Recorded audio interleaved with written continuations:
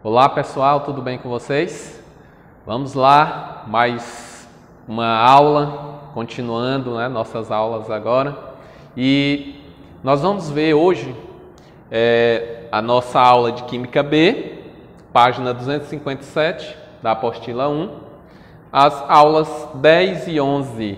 Vamos dar aqui uma recapitulada e obter mais algumas informações. E o nosso assunto de hoje é sobre a tabela periódica. Então, essa tabela periódica, ela vem com essa enorme quantidade de elementos, você já se preocupa, eu vou ter que saber o nome de todos, decorar, número de massa, número atômico, se acalme. Essa tabela você vai consultar. Quando você for fazer sua prova, vai ter lá uma tabela ou... Caso não tenha tabela, vai ter as informações necessárias sobre esses elementos químicos. Muito bem. A tabela periódica, ela veio organizar esses elementos químicos, colocar cada um no seu devido lugar, Então, até Mendeleev, Dmitri Ivanovich Mendeleev, era organizado, ele organizou, na verdade, por massas atômicas. Então, ele observou as massas atômicas e colocou em ordem dessas massas. Porém, veio Moseley e organizou observando o número atômico, que vai aumentando de 1 em 1.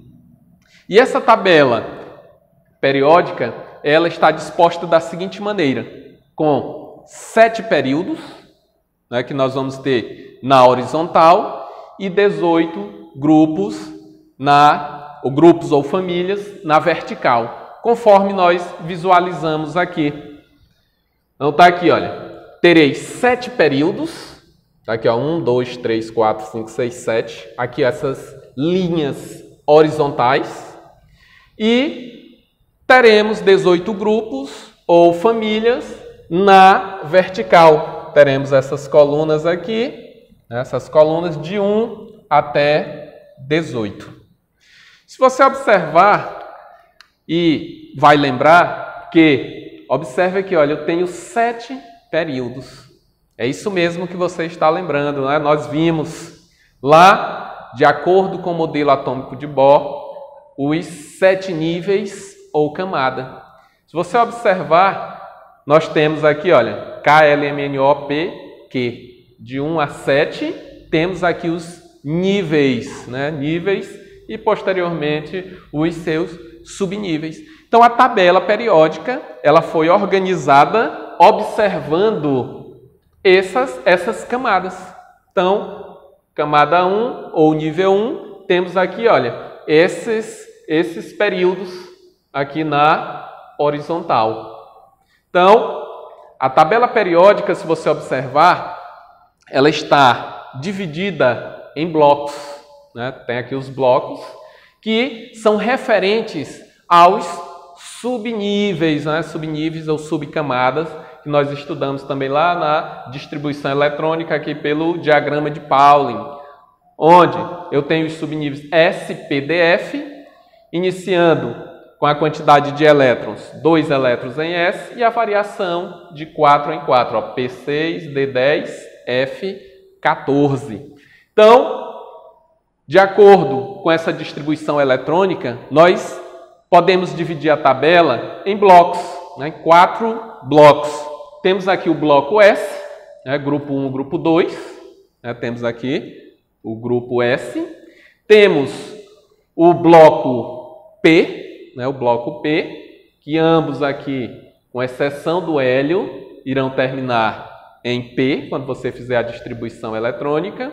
E nós temos aqui o bloco D, aqui o centro, o miolo da tabela periódica é o bloco D. E aqui eu tenho essas duas séries, dos lantanídeos e actinídeos, que é o bloco F. E por que eles não estão lá dentro da tabela periódica? Puxou e colocou aqui fora. Questão de organização. Já pensou? Esses 2 períodos, 6, 7, a tabela já é grande, Inserir ele aqui dentro da tabela iria ficar um período muito longo, né? Então, mais para a questão de organização. Então, a tabela periódica, nós temos essa divisão em blocos. Bloco S, bloco P, bloco D e bloco F. Então, dando continuidade ao nosso estudo, nós veremos mais algumas informações a respeito da tabela periódica. Vejamos mais algumas informações a respeito da tabela periódica. Então, essa tabela nós vamos ter nessa região, né, toda essa região aqui, nós teremos os metais. Se você observar a tabela periódica, toda essa parte aqui, nós teremos os metais. E nesta região, nós teremos os ametais. Então, temos aqui, olha, os metais, toda essa região, né, pegando aqui os de transição externa e de transição interna, né, lantanídeos e actinídeos, e forma quase que toda a tabela somente de metais. E aqui nós temos os não metais, aqui nesta pequena região da tabela periódica. Vejamos algumas informações ou características desses metais. Então, os metais, todos são sólidos nas condições ambiente, com exceção do mercúrio, aqui o Hg, ele é um metal líquido. Eles possuem um brilho metálico, são dúcteis, maleáveis e bons condutores, tanto de calor quanto de eletricidade.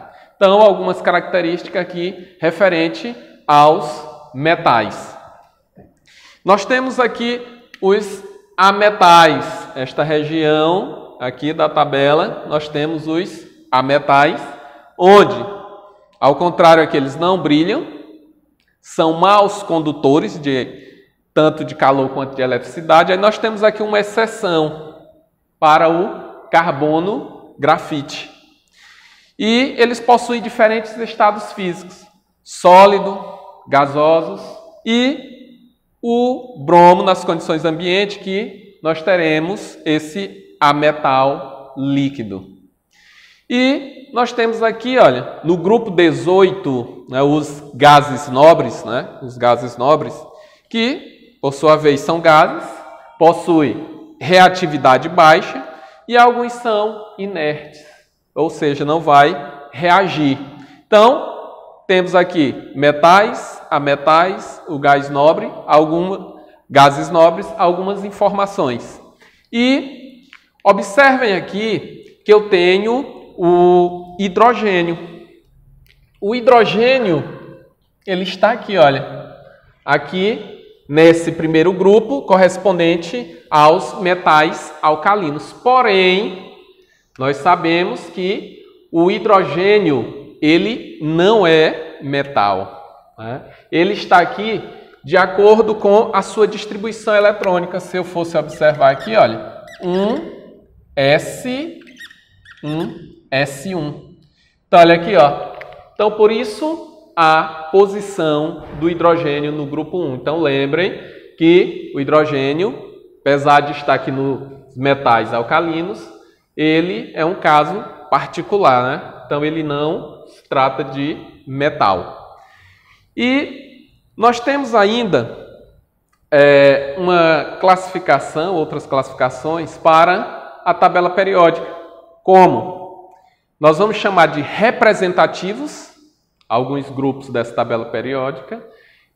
Esses dois grupos aqui, olha, esses dois grupos aqui que são maiores, né, mais elevados, e do 13 ao 18. Então, nós temos aqui os chamados de elementos representativos. Nós temos aqui no grupo 1 os alcalinos, que quando eu fizer a distribuição eletrônica, ele vai terminar em S1. Temos no segundo grupo os alcalinos terrosos. Aí nós vamos lá para o grupo 13, né? Ou o grupo do boro, família do boro, que ele vai terminar em P1, tá aqui ó, no bloco P. Temos o carbono, que vai terminar em P2. Temos o nitrogênio, que vai terminar em P3. Aí nós temos os calcogênios, que vai terminar em P4. Os halogênios, lá do grupo 17 ou família 7A, vai terminar em P5. E os gases nobres, que irão terminar em P6. Lembrando que aqui eu tenho o hélio, né? O hélio, que se eu for fazer a distribuição aqui do hélio, né? Lembra que ele vai terminar o quê? 1s2. Com exceção do hélio, todos os gases nobres irão terminar em P6. Observe aqui, olha. 1s2, o 1 é referente ao nível ou camada que ele se encontra, realmente está aqui, olha, no primeiro período, e com exceção aqui, olha, que ele tem número atômico 2, mas ele é considerado um gás nobre, com exceção dos demais, todos terminarão em P6, o hélio em S2. E aqui nós teremos os metais de transição externa. Estes aqui, olha, esses metais que vai variar de D1 a D10, né? Se você conferir daqui, ó, D1, D2, D3, D4, D5 e chega aqui até D10. E nós temos aqui os metais de transição interna, né, que são os lantanídeos e actinídeos. Então, pessoal, essas foram algumas informações sobre a tabela periódica. Façam os exercícios, treinem mais um pouco e nos veremos em breve. Até mais.